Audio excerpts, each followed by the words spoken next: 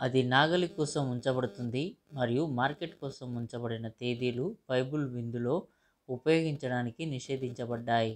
Rub ప్రకారం Samuel మాత్రం అనుమతి ఇచ్చాడు. వారి తేడా యొక్క అంశం ముగ్జా యొక్క చట్టం. దీనిలో జెహూదా మరియు సిమియోన్ విభేదిస్తున్నారు. దానిపై మరింతగా వివరించబడింది. రెండో దాని ప్రకారం ఏ ముగ్జా ఉనికిలో లేదు. హార్తా ఆఫ్ ఆర్గీస్లో ఒక శిష్యుడు సిమియోన్ బోధన ప్రకారం కేసులను నిర్ణయించారు మరియు హమ్నూనా అతడిని నిషేధం కింద ఉంచారు. అయితే మనం సిమియన్ అభిప్రాయాన్ని స్వీకరించలేదా? అవును, కానీ హార్తా రబ్ యొక్క అధికార పరిధిలో ఉంది మరియు అతని శిష్యుడు రబా బోధనకు వ్యతిరేకంగా చేసినట్లు చేయకూడదు.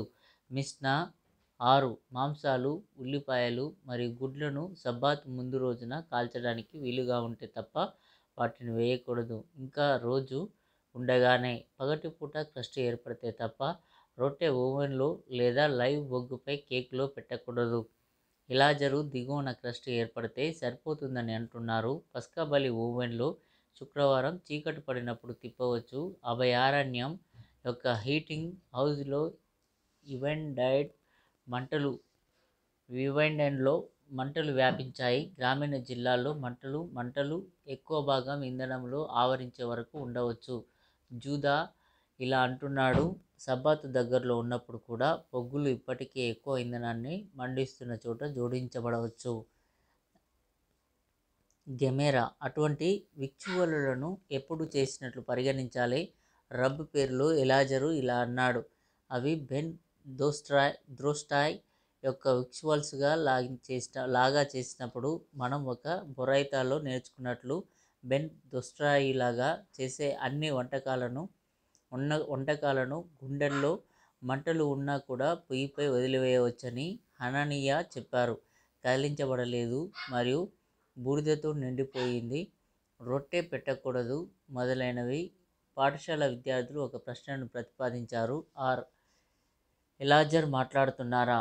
ఓవెన్ యొక్క గోడ దగ్గర ఏర్పడిన క్రస్ట్ లేదా క్రస్ట్ ఏర్పడిన రొట్టె వైపు అది మారినది అగ్నికి వచ్చి వినండి. ఎలాజర్ ఇలా అంటాడు, ఓవెన్ గోడకు దగ్గరగా ఉండే ఉపరితలం క్రస్ట్ అయినట్లయితే సరిపోతుంది. పస్కా బలి మారవచ్చు మొదలైనవి ఎందుకంటే ఒక కంపెనీ ఆలయంలో బలి సిద్ధం చేసేటప్పుడు చాలా జాగ్రత్తగా ఉంటుంది. కానీ అది అలా కాకపోతే ఇది అనుమతించబడదా? మాస్టారు చెప్పలేదా? త్యాగం చేసే పిల్లవాడిని ఉపయోగించుకోవచ్చు. బాగా చేశారు లేదా బాగా చేయలేదా? అయ్యో, అయితే ఆ సందర్భంలో అది ముక్కలుగా కత్తిరించబడుతుంది. మా విషయంలో అది ముక్కలుగా కత్తిరించబడదు.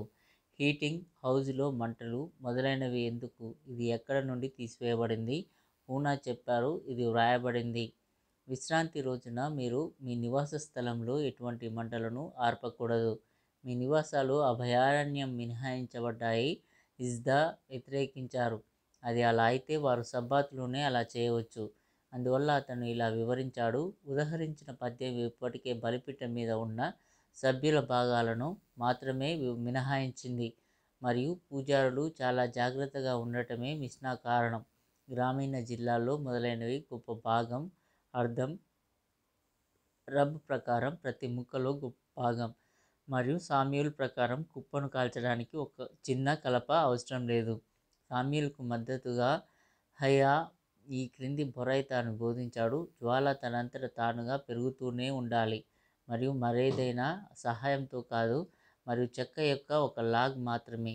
అగ్ని దాని మందులో ఎక్కువ భాగం పట్టుకునే వరకు మరియు ఇతరుల ప్రకారం దాని చుట్టుకొలతల్లో ఎక్కువ భాగం. రబ్ యొక్క నిర్ణయం. పాపా ఇలా అన్నారు, ఇప్పుడే పేర్కొన్న 2 అభిప్రాయాలకు అనుగుణంగా అగ్ని దాని మందం మరియు చుట్టుకొలతలో ఎక్కువ భాగం రెండింటిని పట్టుకోవడం సరైనది. అయితే ఈ చట్టానికి సంబంధించి కింద బొరైతా యొక్క తానైం భిన్నమైనది.